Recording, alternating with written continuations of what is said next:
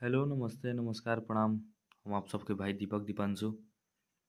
तो आप सभी के स्वागत बा हमारे यूट्यूब चैनल में दीपक दीपांशु राइटर ऑफिशियल में। तो रउआ लोग इन कैसन बानी? आज हम रोज सब खातिर बहुत ही एकदम सुपर हिटो से एकदम सुपर हिट होली सॉन्ग लेकर के आइल बानी, जौन की तर्ज बाटे साजानावा भाजानावा गावेला रघुराई के खेसारी लाल यादव के ट्यून पबा तर्ज पबा होली गीत 2024। बहुत ही एकदम बेहतरीन सॉन्ग बा।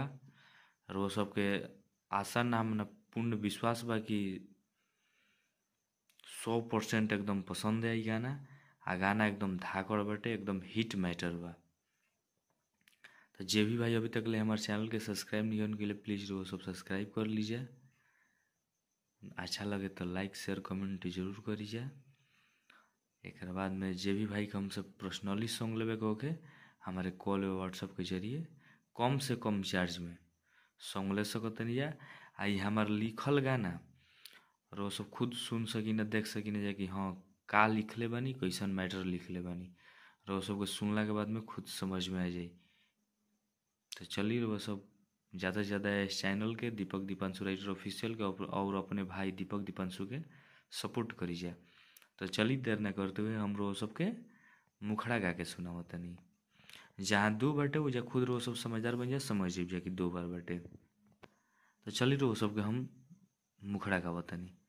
अरे कि देबेला भातार चोली होलिया में लाई के, देबेला भातार चोली होलिया में लाई के, सजानावा खजानावा रंगेला निहुराई के। तो फिर पीछे से कोरस बा कि सजानावा खजानावा रंगेला निहुराई के, भांज देला होलरी हो साया लहराई के, भांज देला होलरी हो साया लहराई के, सजानावा खजानावा रंगेला निहुराई के, सजानावा खजानावा रंगेला निहुराई के।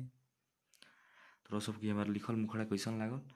आशा न पूर्ण विश्वास करते हैं सबके बहुत बेहद पसंद आई लोग, अच्छा लागल लोग।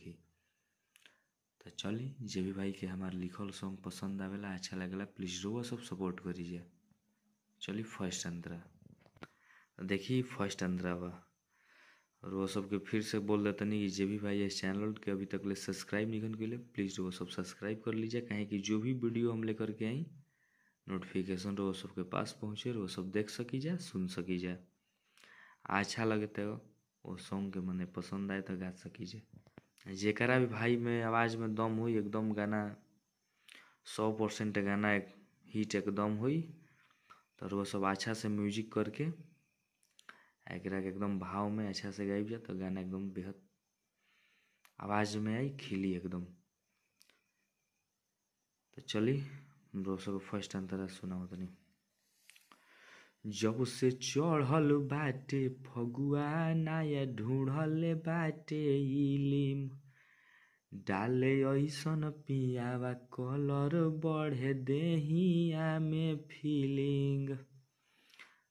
अरे घसीला बीर हो तरीका अपनाई के, घसीला बीर हो तरीका अपनाई के, सजानावा खजानावा रंगेला निहुराई के, सजानावा खजानावा रंगेला निहुराई के। तो सबका हमारी फर्स्ट अंतरा कैसा लगा प्लीज़ वो सब जरूर से जरूर बताइए कमेंट करके। अच्छा लगी तो प्यार से लाइक कर देव। चली सेकेंड अंतरा तो ये हमनी के सेकेंड अंतरा बा। तो जे भी भाई के मतलब हमसे पर्सनली सॉन्ग लेवे के होके वो भाई हमारे कॉल या व्हाट्सएप के जरिए संपर्क कर सकता है। जे भी भाई की गाना पसंद आई गावे को ही अपन नाम दोस्त मित्र साथी राइटर केहू के भी नाम रख करके भाई इस सॉन्ग गा सकता है। फुल एंड फ्री सॉन्ग बा। तो चली रोसो को देर न करते हुए हम 2 लाइन गा के सुनाओ तनी। बाड़ी घर ही में सासू तनिको जाले ना दीपांशु, सबसे बेसी मजा ले ले बाणे पवन बेआसु। अरे कि घर ही में रहे तारे किलिया लगाई के, घर ही में रह तारे किलिया लगाई के, सजनावा खजानामा रंगेला निहुराई के, सजनावा खजानामा रंगेला निहुराई के। तो वो सब जरूर बतलाइब जा, कमेंट करे कि हाँ ये सॉन्ग हमारा लिखल कैसन लागल। हमारा आशा न पूर्ण विश्वास बा कि वो सबके बेहद एकदम पसंद आई, अच्छा लगे ये सॉन्ग। तो चली जा नेक्स्ट सॉन्ग के लिए टाटा बाय बाय। जय हिंद, जय भारत, जय हो भोजपुरिया समाज, जय माँ सरस्वती।